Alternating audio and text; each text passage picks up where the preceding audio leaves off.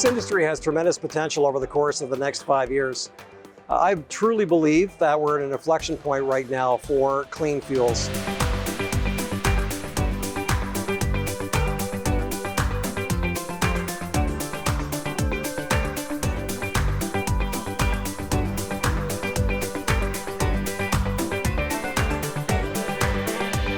For a 5,000 vehicle challenge to really occur, it really has to be a hand-in-glove relationship between governments and business.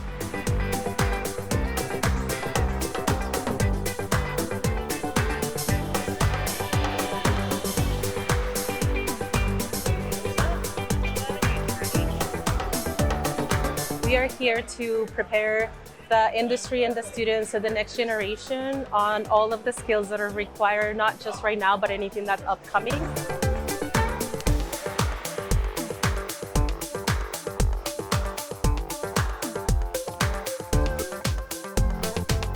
The goal of that challenge, as Rod said, is to have 5,000 hydrogen or dual fuel hydrogen vehicles on the roads in Western Canada within 5 years. And now we're down to 4, so that clock is ticking.